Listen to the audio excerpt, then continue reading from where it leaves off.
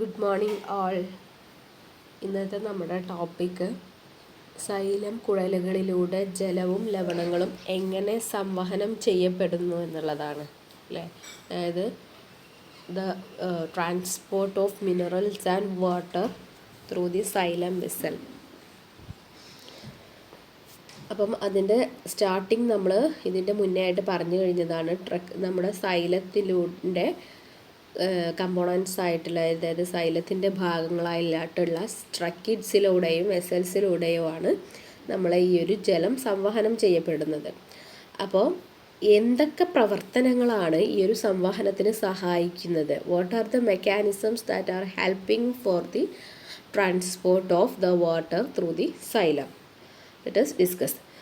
അതായത് ഇതിൽ 4 പ്രവർത്തനങ്ങളാണ് ഈ ഒരു സംവഹനത്തിന് വേണ്ടി സഹായിക്കുന്നത്. ഫസ്റ്റ് വൺ സസ്യസ്വേദനം അല്ലെങ്കിൽ ട്രാൻസ്പിരേഷൻ, മൂലമർദ്ദം or root pressure, cohesion and adhesion. ഇങ്ങനെ 4 പ്രവർത്തനങ്ങളാണ് ഇതിന് സഹായിക്കുന്നത്. അപ്പം എന്താണ് സസ്യസ്വേദനം എന്നുള്ളത് നമുക്ക് ആദ്യം മനസ്സിലാക്കേണ്ടതുണ്ട്. അതായത് നിങ്ങൾക്ക് അറിയാവുന്നുണ്ടാവും, ഇപ്പം ഇലകളിലൊക്കെ സ്റ്റൊമാറ്റ അല്ലെങ്കിൽ ആസ്യരന്ധ്രം എന്ന് പറയുന്ന ഒരു ഘടനയുണ്ട് അല്ലേ. സ്റ്റൊമാറ്റ അല്ലെങ്കിൽ നമ്മൾ മലയാളത്തിൽ ആസ്യരന്ധ്രം എന്ന് പറയും.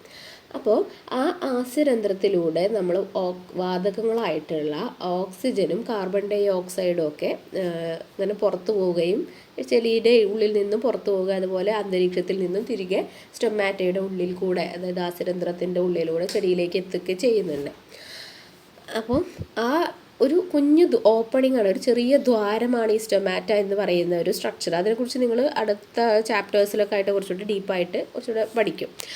അപ്പോൾ ഈ സ്റ്റൊമാറ്റ ഗ്യാസ് എക്സ്ചേഞ്ച് മാത്രമല്ല, അതായത് വാതകങ്ങളുടെ വിനിമയം മാത്രമല്ല, ജലം ബാഷ്പരൂപത്തിൽ അല്ലെങ്കിൽ നീരാവിയുടെ രൂപത്തിൽ ഈ സ്റ്റൊമാറ്റ വഴി നമ്മുടെ ചെടികളിൽ നിന്നും പുറത്തേക്ക് പോകുന്നുണ്ട്, അന്തരീക്ഷത്തിലേക്ക് പോകുന്നുണ്ട്.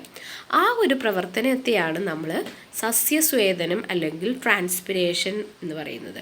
So what is transpiration?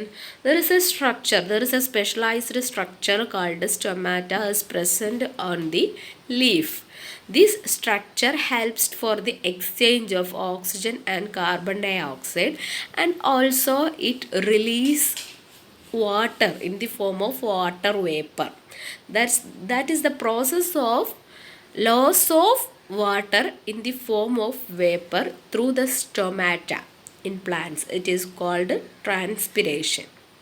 അതായത് നമ്മുടെ ചെടികളിൽ ആസ്യരന്ധ്രങ്ങളിലൂടെ ജലം ബാഷ്പരൂപത്തിൽ നഷ്ടപ്പെടുന്നതിന് പറയുന്ന പേരാണ് സസ്യസ്വേദനം.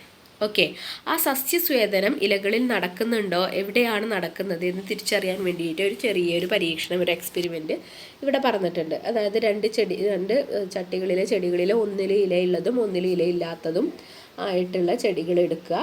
അങ്ങനെ ഈ 2 ചെടിയെയും ഒരു പോളിത്തീൻ കവർ അല്ലെങ്കിൽ ഒരു പ്ലാസ്റ്റിക് കവർ കൊണ്ട് ഇങ്ങനെ കവർ ചെയ്ത് മൂടി വെച്ചിട്ട് കുറച്ച് സമയം സൂര്യപ്രകാശത്തിൻ്റെ അവിടെ വെച്ച് കഴിഞ്ഞാൽ നമ്മൾ ഈ ഇലകളിലുള്ള ആ ഒരു ചെടിയുടെ ആ ഒരു കവറിൻ്റെ ഉള്ളിൽ ഈ ചിത്രത്തിൽ കാണുന്നത് പോലെ തന്നെ ജലബാഷ്പത്തുള്ളികൾ ഇങ്ങനെ നിൽക്കുന്നത് കാണാൻ പറ്റും. ബാഷ്പീകരണം മൂലം ജലം പുറം തള്ളിയിട്ട് ഇലകളിലൂടെ ജലം പുറത്ത് പോയി അത് ആ പ്ലാസ്റ്റിക് കവറിൽ ഇങ്ങനെ ഒട്ടിപ്പിടിച്ചതായിട്ട് കാണാൻ പറ്റും. അത് നിങ്ങൾക്ക് വീട്ടിൽ നിന്ന് പരീക്ഷിക്കാവുന്നതാണ്. സോ ഈ ഒരു പ്രവർത്തനം പറയുന്നത് ഇലകളിലൂടെയാണ് സസ്യസ്വേദനം നടക്കുന്നത് എന്നുള്ളതാണ്.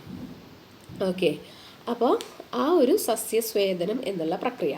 പിന്നെ നമ്മൾ പറഞ്ഞു കഴിഞ്ഞത് മൂലമർദ്ദം എന്നെന്താണെന്നാണ്.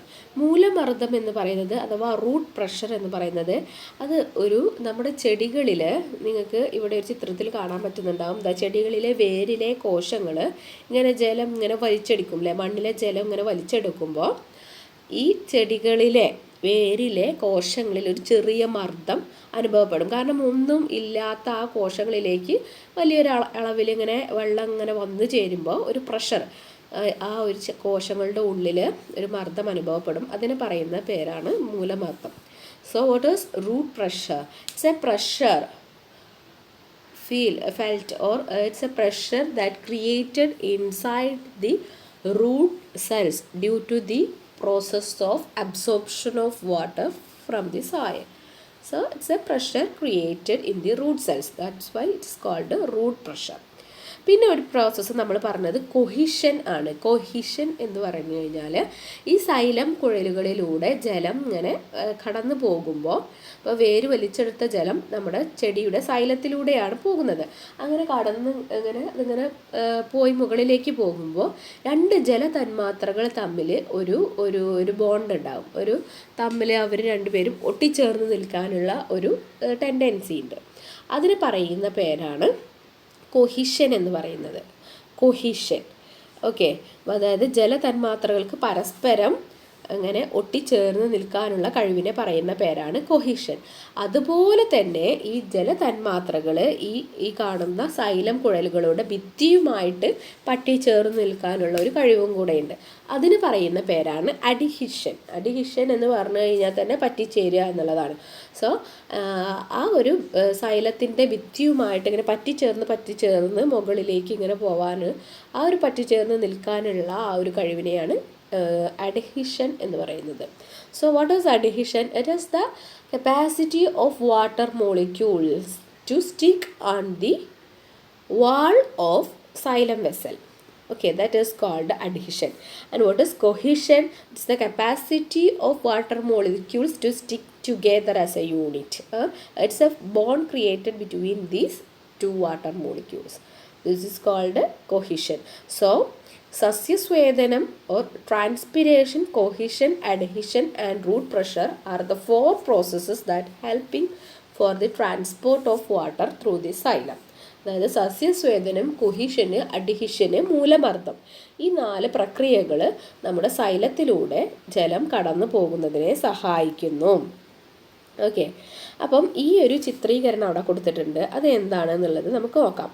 ഇപ്പോൾ സസ്യസ്വേദനം വഴി ഇലകളിലെ കോശാന്തര സ്ഥലങ്ങളിൽ നിന്ന് ആസ്യരന്ധ്രത്തിലൂടെ ജലം നഷ്ടപ്പെടുന്നു, അല്ലേ? അതായത് ആസ്യരന്ധ്രം എന്ന് പറയുന്നത് ചെറിയ ഓപ്പണിങ്, ഒരു ചെറിയ ദ്വാരമാണ്. അപ്പോൾ അതിൻ്റെ അടുത്തുള്ള കോശങ്ങളിൽ നിന്നും ഈ ഒരു ജലം ബാഷ്പരൂപത്തിൽ ഈ ഓപ്പണിങ്, ഈ ഒരു ദ്വാരത്തിൻ്റെ ഉള്ളിലൂടെ നഷ്ടപ്പെടും. അങ്ങനെ എന്ത് ചെയ്യും? അത് ഇലകളിലെ കോശത്തിലെ മർദ്ദം കുറക്കും. അപ്പോൾ എന്ത് ചെയ്യും? അവിടെ നിന്ന് ജലം നഷ്ടപ്പെടുമ്പോൾ ആ കോശങ്ങളിൽ മർദ്ദം കുറയും. അപ്പോൾ എന്ത് ചെയ്യും? ഈ മർദ്ദവ്യത്യാസം പരിഹരിക്കുന്നതിനായി പ്രസ്തുത കോശങ്ങളിലേക്ക് സമീപ കോശങ്ങളിൽ നിന്നും ഓസ്മോസിസിലൂടെ ജലം പ്രവേശിക്കും. കാരണം ഒരു കോശത്തിൽ ജലം നഷ്ടപ്പെട്ടിരിക്കുകയാണ്. അപ്പോൾ എന്ത് ചെയ്യും? ഓസ്മോസിസ് നമ്മൾ പറഞ്ഞിരുന്നു, അല്ലേ? ജലം അതിൻ്റെ ഗാഢത കൂടിയ ഭാഗത്ത് നിന്ന് ഗാഢത കുറഞ്ഞ ഭാഗത്തേക്ക് ഒരു അർദ്ധതാര്യ സ്ഥലത്തിലൂടെ പോകുന്നതിനെയാണ് നമ്മൾ ഓസ്മോസിസ് എന്ന് പറയുക. അങ്ങനെ അടുത്തുള്ള കോശത്തിൽ നിന്ന് ഈ ജലം നഷ്ടപ്പെട്ട കോശത്തിലേക്ക് ജലം ഇങ്ങനെ വരും. അപ്പോൾ അപ്പോൾ ആ ഒരു പോയ കോശത്തിൽ വീണ്ടും ജലം നഷ്ടപ്പെട്ടു. അപ്പോൾ അത് അടുത്തുനിന്ന് വലിക്കും. അങ്ങനെ നെക്സ്റ്റ് കോശങ്ങളിൽ നിന്ന് അവരിങ്ങനെ അത് വലിച്ചുകൊണ്ടിരിക്കും. ജലം ഇങ്ങനെ ഈ ഓസ്മോസിസ് വഴി പോയിക്കൊണ്ടിരിക്കും. അപ്പോൾ അങ്ങനെ സസ്യസ്വേദനം വഴി ഒരു വലിവ് ഉണ്ടാകും. ഇങ്ങനെ ഉണ്ടാകുന്ന വലിവ് ഈ ജലത്തിന്, നമ്മുടെ സൈലത്തിലൂടെ വരുന്ന ജലത്തിന് ഉയരത്തിലേക്ക് എത്തിക്കാൻ ഈ ഒരു സസ്യസ്വേദന വലിവ് സഹായിക്കുന്നു. ഓക്കെ. അതായത് the water is lost through the stomata. Okay. Water lost from the intercellular spaces of the leaves through the stomata by the process of transpiration. It causes a reduction in the pressure in the leaf cells. To compensate this pressure difference, the water molecules passes from the neighboring cells through the process of osmosis. We can say osmosis is the movement of water molecule from its higher concentration region to its lower concentration region through a semi-permeable membrane. That is already studied. So this process, that is the movement of water from adjacent cells through the process of osmosis, creates a pool that is called a transpiration pool, which helps to carry water to the top of the tree. Okay. And also there is a process that is the water molecules stick together, and also that is called cohesion, and the water molecules also stick on the wall of vessel, which is called adhesion. These two processes are also helping for the transport.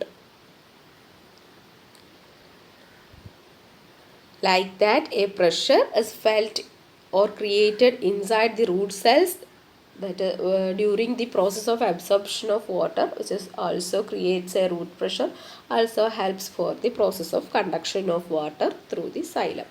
അപ്പം നമ്മൾ transpiration pull അല്ലെങ്കിൽ സസ്യസ്വേദന വഴി ഉണ്ടാകുന്ന വലിവ് പറഞ്ഞു. പിന്നെ അതുകൂടെ നമ്മൾ പറഞ്ഞ കൊഹിഷന്, അതായത് രണ്ട് ജലതന്മാത്രകൾ തമ്മിലുള്ള ആ ഒരു ഒട്ടിച്ചേർന്ന് നിൽക്കാനുള്ള കഴിവ്, പിന്നെ അതുപോലെ ജലതന്മാത്രയും സൈലത്തിൻ്റെ ഭിത്തിയുമായി മുട്ടിച്ചേർന്ന് നിൽക്കാനുള്ള കഴിവ്, ആ ഒരു അഡ്ഹിഷൻ എന്ന് പറയുന്ന പ്രോസസ്സ്, പിന്നെ അതുപോലെ ജലം ആഗിരണം ചെയ്യുന്നത് വഴി വേരിലെ കോശങ്ങളിൽ ഉണ്ടാകുന്ന ഒരു മർദ്ദം ഇങ്ങനെ കൂടിക്കൊണ്ടിരിക്കും, കാരണം അതിലേക്ക് ഇങ്ങനെ വെള്ളം വന്നെന്നറിയുമ്പോൾ.